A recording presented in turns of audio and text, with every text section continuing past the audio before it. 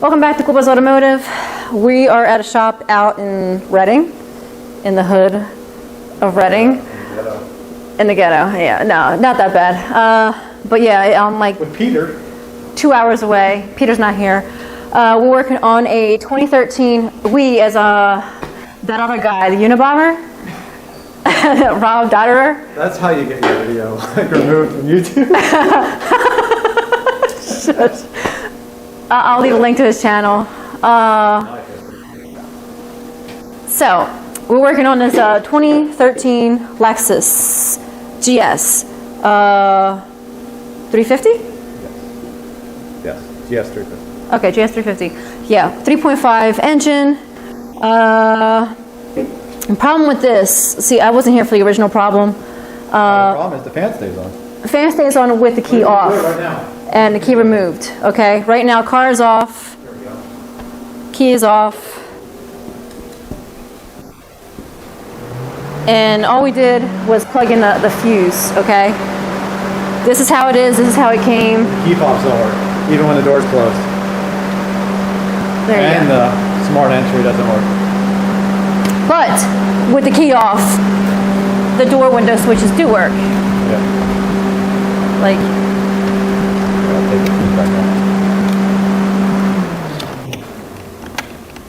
the driver's door doesn't. Oh, it does, okay. They probably have to be relearned now. Yeah, okay, so you can see that's, I keep pressing the wrong button. Okay, sorry. Oh, and here's a little tip. Sorry, tangent. So that's what was happening. And I'll show you, these are all the schematics and everything we were using. Closer look. Let me see here. I'll flip it. Okay. So the circuit that was staying energized was this, I'm sorry, right here, left hand IG fuse, and there's a 10 amp. Okay, and Yeah, this is all of them were staying energized well because of that one. Because of that one, correct. All right. Yeah, once that was pulled, We lost power to all the other ones. they lost power to all the other guys. And that proves the relay is not still going. Okay, which is that guy. That's a variable because it's built into the module. Okay. So you're hearing that on the background. So the procedure, trying to figure out where that was getting backfed. So we highlighted everything that's on that particular circuit. We had the fuse pulled. We still had power on here. Using a test light, back over here. Using the loop from AES kit, the Pro kit, the U-test terminal kit. U-test terminal kit from AES Wave. Awesome people. We're using the loop and with the fuse removed. Okay, and then here we have the lead that comes off of it, which was going to the end of the test light, and the test light was here to ground. Okay. Yep. And this is the scenario. We still have power. Right now it's back to the original problem. We know what the issue is, but this is the original problem. This is the issue in its current state. So this is the background. Let me go ahead and do this in Spanish. Yeah, so if that fuse is plugged in, the fan stays on. As I said, the key fob doesn't work, and the door entry doesn't work. Windows do work. Okay, so now we're gonna go back to what I found. I was here. One of the things that we were doing, we were trying to find using the light while the draw was current. Okay, while the problem was happening, you know, we're having this feedback, and this was telling us, okay, that circuit still has the feedback. It's still active. Remember, the fuse is removed, and we're still getting the feedback. So we were underneath the hood. I know I did this in Spanish. I didn't do this in English. I'm just going to do this for English now. But one of the things we were trying to do is, this is one of the main, this is the IG integration control. Yeah, integration to controller or whatever here, relay. It's supposed to be, I don't know, one kind of module inside of a thing here. So anyway, this is what was supposed to get powered up with that fuse, only with a key on. Yes. And yet there was power coming to this, again, being fed back in the circuit. So it was supposed to be a light green wire, and yeah, it was easy out in the open. And this is all going to be taped back up. This cover is going to be put back on. This was taken apart because, like I said, it would flicker, and this was lifted out and everything, just to rest assured that there was nothing wrong there. Oh, and the added fact that there was some kind of body damage here.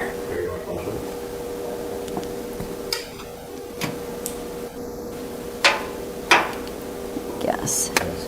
Somebody with the Dukes of Hazzard is broken. So yeah, some kind of body damage, but the pole goes right to the floor, so into the cab. yeah, I figured that. Yeah, so there's that damage. There's no fender well. And the wires can be accessed just right over this lip right here. So if I shine this from the top, you can see that that's all open. All right, so there were so many possibilities in this particular case of where it was backfed, and some of it was being misread on the schematics, but you know, live and learn. So back over here, driver's door. One of the areas that it was also integrated on. And the doors were replaced before too. Yeah, apparently the doors were replaced before, but I guess that's irrelevant because right now, you know, the salt belt, the rust belt, this is what we found, or this is what I found. Finally going through some of the other circuits that are on that schematic. And we have green crusties here. And unplugging this, everything was fixed. There was no longer that feedback that you see there. So I just want to demonstrate that, and we'll be right back. So what I'm going to do, I'm going to go ahead and plug this fuse back in so the problem is current as I'm disconnecting the crusty connector here. Okay.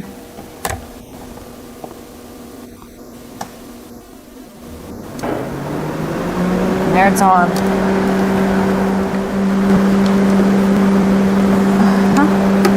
Off yet? No.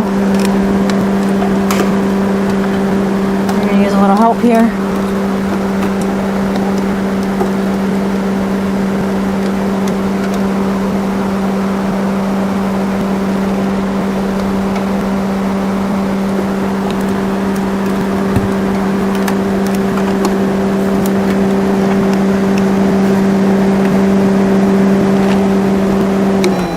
There we go. And as you can see, test light is off.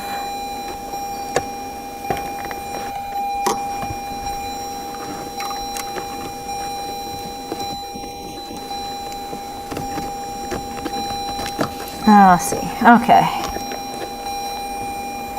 And then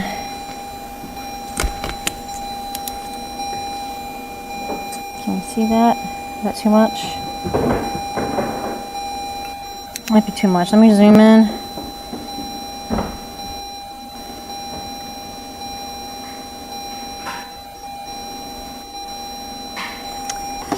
Both sides. And the door lock.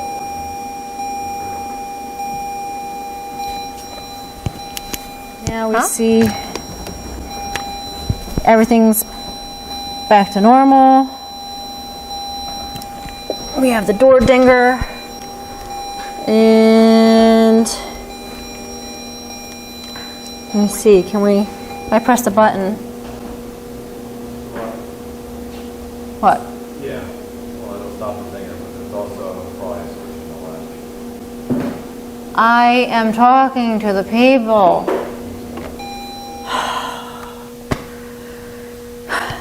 So, if I press this, you know, everything's now functioning like it's supposed to. Like, anyone to talk over the dinger. There we go. That's fine. That's better. Okay, so we're back here. We just went ahead and he fixed the wiring under here. We're zipping up a lot of the instrument cluster and everything. Just get that done for the owner here. We weren't paid to do that, but I don't know if the owner's going to be able to like handle all this mess. I don't know. You always. Everything else that got pulled apart, we went ahead and put everything back. So, and then down here. Oh, let me get my headlight on. That's that heat shrink solder setup. Rob went ahead and did that. There was a couple connectors and stuff that went a handle up in here he couldn't do, so we just swapped. Boom, boom, did that. We'll go ahead and plug all this other stuff back in, but we wanted to make sure that this is going to work. So right now, I was letting this dry. We cleaned this up. I did the best job I could for now. I guess I could do a little better job. The thing is, You want dielectric grease? no, dielectric grease is going to prevent. But anyway, yeah. So this is the cleanup so far. I'm gonna go ahead and plug it back together, but I wanted to have you guys, you know, in the loop. So that's it so far. And let me do the Spanish, and we'll get back. I'll show you what we found. This guy. So let me see. I'll try to get you here. A lot of green crusties in there.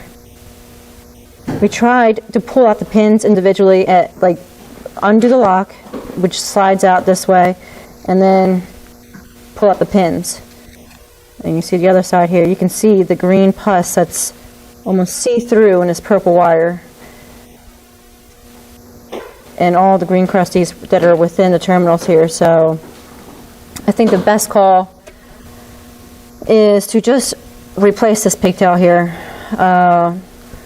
because this is so far beyond corroded, and it was so much salt and stuff in here. So that's what we're going to tell the technician or owner, whatever, technician, both. He went home for the day, so we're here. So we'll let him know tomorrow. Hopefully in a couple days we'll get this in, and either he or I will install it and be done with. But with this cleaned up enough like this, we did plug it in and everything works as it should. The proximity, the button on the door for the lock feature and stuff like that, like all that now works. Everything functions as it should. The fans don't turn on when they shouldn't, and everything goes to sleep as it should. So hopefully we'll have the finished, all tidied up update, but I want to finally show you what we did find. Like, it is just horrible. It is absolute mess of a connector here. It was cracked in a few places, and again, salt was pushed in here. So for sure, that's the issue. Verified and hopefully fixed in a couple days. So I'll back up. We're so confident we put everything back together. The dash is all back together, cluster, everything else. So we're good to go there. The only thing is the door, so that in case I need extra wire or whatever access, we have room, and boom, we can go ahead and take care of that. So hopefully get back to you soon, and if not, thanks for watching.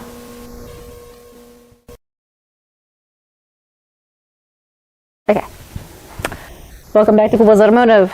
Just got done putting in the harness. Oh man, just got done putting in the harness and proving that everything works okay. There's no more fan that stays on with the car off. The dash doesn't stay lit up. The key sense, or the door handle sense works like it's supposed to. And this is the old guy. But we can see key is out. I'm going to go ahead, close the door. Boom. Right? Everything closes like it's supposed to. Yeah, it just sounds very squeaky. Okay. That's fine. Because like I said, that thing got hit like all underneath there. So let me see. We got locks like it's supposed to. Unlock. door sensor works.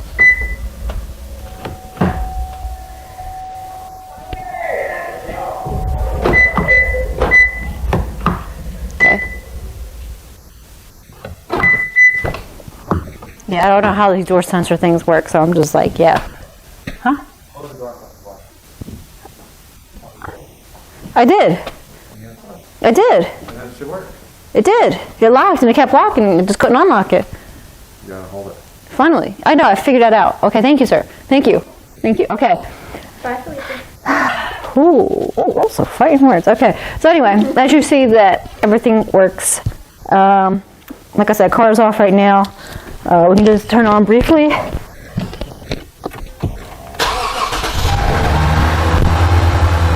It runs. Okay. Car's off.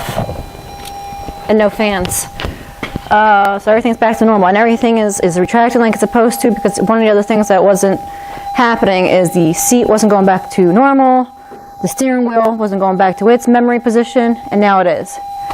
So that's part of the issues there. Oops, I still have it on. See like this? This accessory? See how it's telescoping? That's on and off. Cool. And then we can close it. Boom, no problem. Oh darn it, I got caught on my knife. Okay, hopefully the sound's not too bad. But yeah, there you go, that's a fix. No more draw. You can see in here, I'm gonna point. Actually, give me the camera. And I'll use my light, my head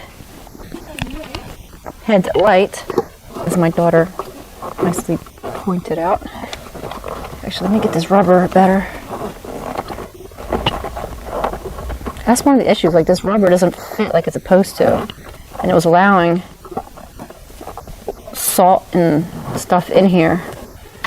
But this thing is all bent. The face of it is all bent. Like I said, the floor and everything, that corner is all bent up. So that's as good as it's going to get. But and then here, this is the problem that we were having. Look at those green crusties and wires that were cooking on that side. The really orange, that's, yeah, it was cooking. So we call that a fix. I just wanted to have a follow-up. Domana. So hopefully you found this helpful. You can see how much goes into doing diags. Look at all this paperwork, this stack of schematics that we had to use and doing a research. So yeah, hope you found this helpful. If any questions or whatever, oops, I'm so sorry, I forgot the headlight. Don't mean to blind you guys. Leave them in the comments, and you can, I don't know, any input or whatever. How would you handle this? Would it have been different? Pretty interesting case study. So, but it's all good, all fixed. And that's it. So I'll see you guys in the next one. Thanks for watching. Oh, before we go, check this out. I haven't worn this. I got this last year. Diagnose Dan. And if you don't know him, okay, check out his channel. I'm going to put a link in the description. Damn. I don't know what it says in the back, though. It says fix it again? Yeah. Okay. And we diagnosed it together. So no, yeah, awesome guy. I just haven't had the opportunity to wear this on one of the days I was actually recording. So, like I said, I've had this for over a year. Cody from Cody's Diagnostics and SNA Auto. I have his shirt, but it's really big. So I only use it for going to sleep in. So yeah, a couple channels you guys should check out. And I haven't really worn their shirts. Not because I don't wear them, it's just coincidence. But yep. Thank you for watching and see you in the next one.